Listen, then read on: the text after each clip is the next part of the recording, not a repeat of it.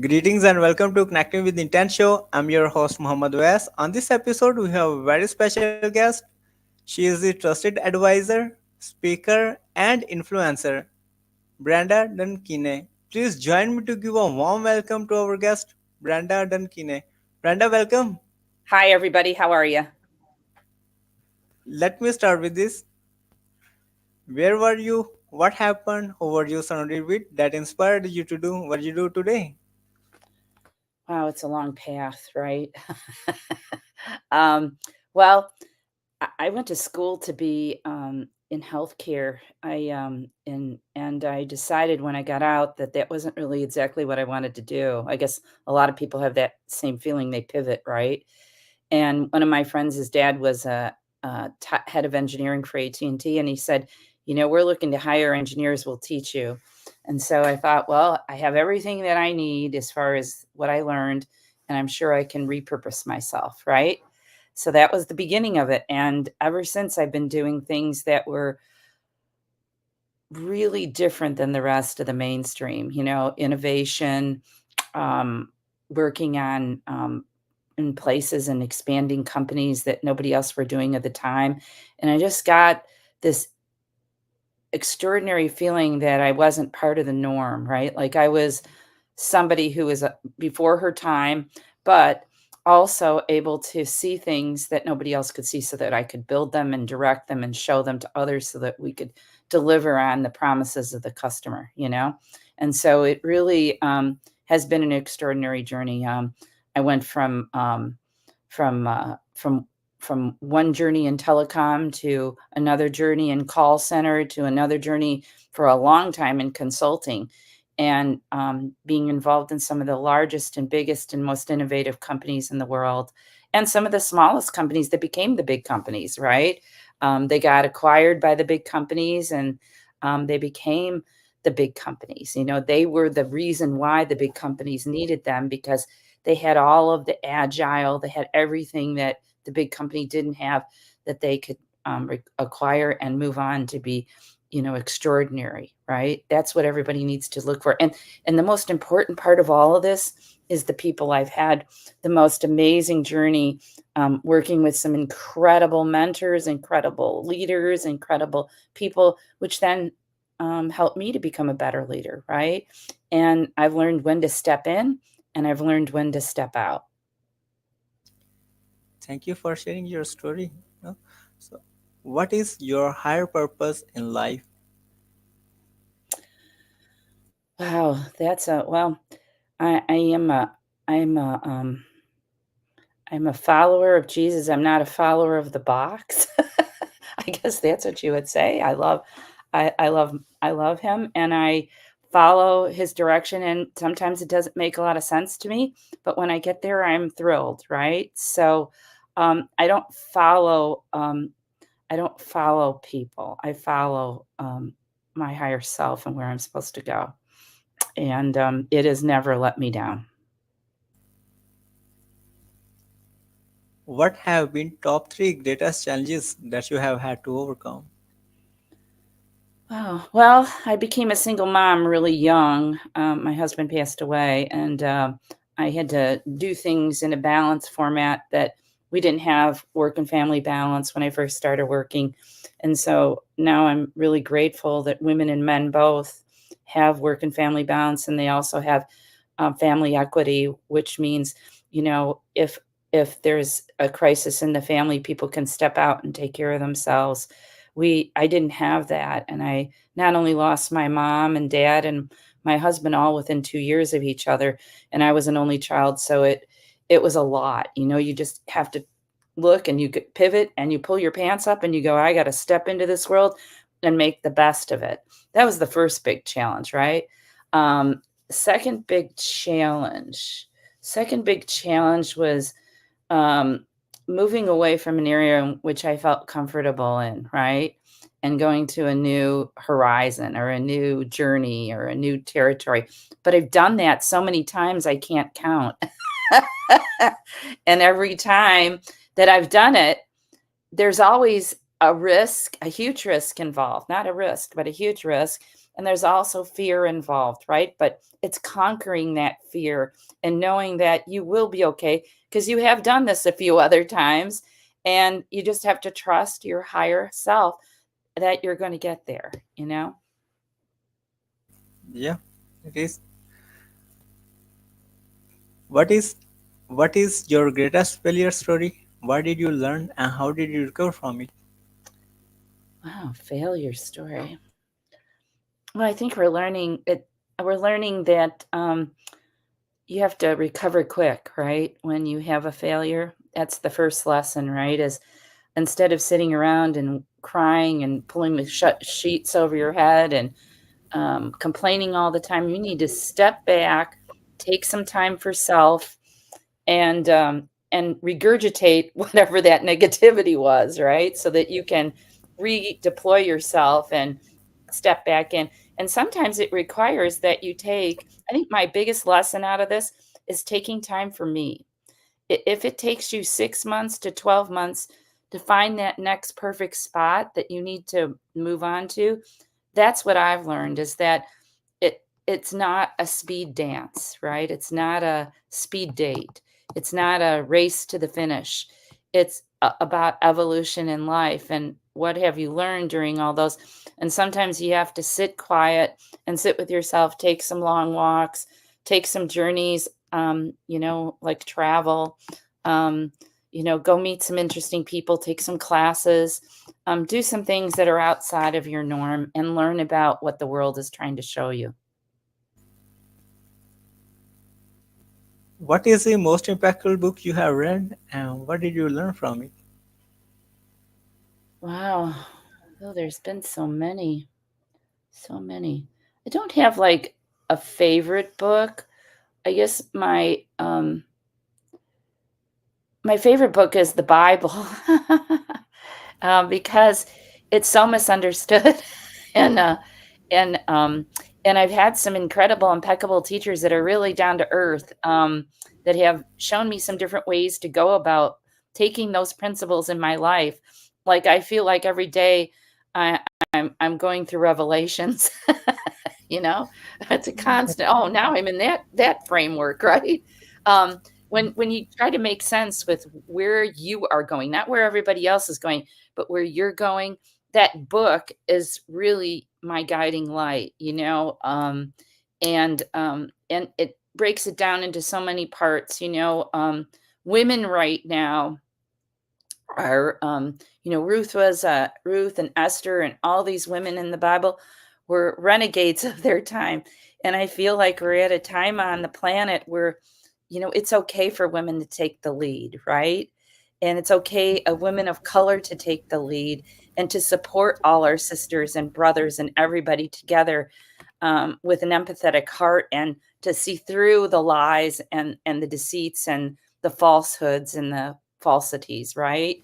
And so it's everywhere. It's in business. It's everywhere we walk. So I feel like that has really made me a great leader. And I say I'm not for everybody, right? But we all aren't for everybody. We pick our tribes, and we learn from them, and then we move on to the next one, and we learn from them. And sometimes we take all those people, like I still have my first childhood friend. Um, and so I guess that's from my original tribe, right? So I feel that's probably my most promising conversation.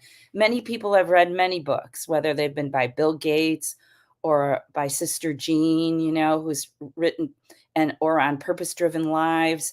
Those are all parts of the process, right? But the whole life process is what I'm really focused on now. What are your goals for the next 12 months? Well, so my dream trip has been to spend a month in Ireland, and I'm doing that next May. I just feel very drawn. It's my heritage. My father, my grandparents, everybody was born there, and they were immigrants, and they immigrated to Ellis Island here in New York, and then they migrated them to Cornwall, Ontario, Canada, and then my parents immigrated to the United States. And so when I was 3 years old, so the story of that to me is I have never in my career left the Chicago area. I've been in the Chicago area my entire business career. I could have left many times and thought about it, but everything I've ever wanted has been here. I live around extraordinary airports. And so I feel like my career is taking a different role, but I can't walk away from corporate leadership. There just seems every thread I read that my skills are so needed. And when I can depart many of those skills to people and help them to be better leaders, I am. I'm very dedicated to mentoring, and I still have. I've been doing it for 20 years. The Future Business Leaders of America, which is fbla.org in the United States. It's high schoolers that really need to be shown some things before they get out of college, and because not everything you learn in college, you know. So the next 12 months is really to focus on myself and where I can go to help and depart those leadership skills. And then also additionally, still continue to work with young leaders. So, and go to Ireland, which I am. Well, that's great. What advice you will give to younger yourself? My younger self. Wow. Don't be as hard on yourself. I think it was such a, I'm a process, transformation, innovation. Everything has a formula to it, right? And I've been like that since I was born. I knew how to get someplace when I was 2 years old. My mom would say, "How do we get there?" And I would know exactly how to get there, right? So it has had its pluses and it's had its minuses being that rigid, right? So in the last 10 years, I've worked on myself to peel back that onion. But I would hope if I could go back to younger Brenda, I would not take that on again. That was a lot of people that were in my life at the time. I was taking all of those pieces on, and I didn't know between right and wrong then, right? So now I'm unpeeling all of that and I'm becoming the better version of self, right? That's a great advice. Yeah. How can we support you? Wow. Well, I love to work with companies who are looking to build practices, understand their customers better. I work very closely with CEOs and C-level folks as their advisors and confidants and influencers to help them and guide them through the customer journeys. It's intense right now. I've been working the last 2 years inside life sciences and med devices, and that's a very elevated evolutionary area now because we're close to the cure in a lot of ways to many things, and that excites me, right? And with these companies getting more information, better knowledge around how to understand their customers, that's really important. It's important to me too. Like everywhere I go, I'm doing the litmus test. What's been my experience here? And so um, I haven't done a lot. I haven't done personal podcasting, but I think that's probably one of the things I'd like to do. So if other people hear this and they're doing podcasts and they want to bring me on, I would love to co-partner with them on doing some podcasts together. That would be one thing. And the other piece is I want to continue because my background is in all regulated industries. So telecom, healthcare, financial services, and utilities. So I would like to continue in that space because it's very important to the way that we live on this planet and the innovation in those areas and being an influencer of innovation and customer. I would love to continue that. So if you're focused on that, give me a ping. I'm glad to have a conversation with you and figure out how we can do that better together. Um, and little word of the wise. I think we're getting too deep in the talent management area. I think we have to look at like because I've really been a woman of study over the last 12 months in AI. And there's going to be some great revolutions in AI around knowledge, around first level customer interaction, or whether it's service desk or contact center. And then there's going to be another level of interaction beyond the knowledge piece, and that's going to be around reporting, right? Really getting smart about your business. But let's not screw up the human contact, right? Like you and I, we've met over LinkedIn. What a beautiful friendship we've garnished, right? We've been talking for, I don't know, weeks now, and we've had a great conversation together. You've been so helpful. You so wanted me to be on this, and I made time to make it into my schedule. I think we need to make more time for each other and learn and grow and make the world a better place altogether. So I'm open to interacting with folks that are on the same journey as me. What would you say about your guest appearance on the show? Oh, it's been outstanding. Just like I just said, I think the number one piece in any relationship, whether you go on a show or whether you write a blog together, whatever you do, or you do a presentation to a big audience at a conference. I've done lots of those. I love those. And I love doing them with companies because I'm the outside influencer, they're the inside influencer, and then we go to market together, influencing many big companies. But I think that I've learned on this experience for me is that I stayed open to the possibility with you, and here we are, right? Yeah. Thank you And, for your and kind words. I appreciate you. I appreciate you very much. So thank you for stepping up with your leadership. What closing thoughts would you like to share with our listeners? Oh, wow. Well, if there's been something that's been underpinning you, I don't know how long. Some people, it's a lifetime that they haven't stepped out of their fear. This is the time to do it.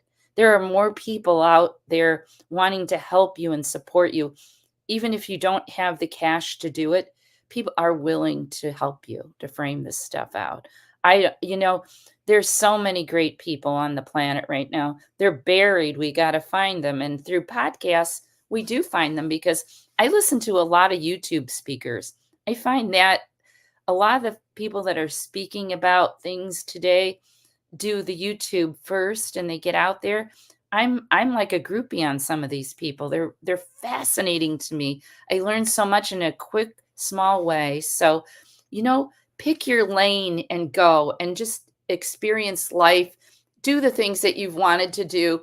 Call in the experts. Go on LinkedIn. No one will ever turn you away unless they don't use LinkedIn very well. And if they don't use LinkedIn very well, my advice to those that don't, you're missing out. Thank you so much, Brenda, for sharing your wisdom with us today. On the behalf of Connecting with the Internet Community and our entire team, we really appreciate you. This is Muhammad Awais. Until the next episode, all good wishes.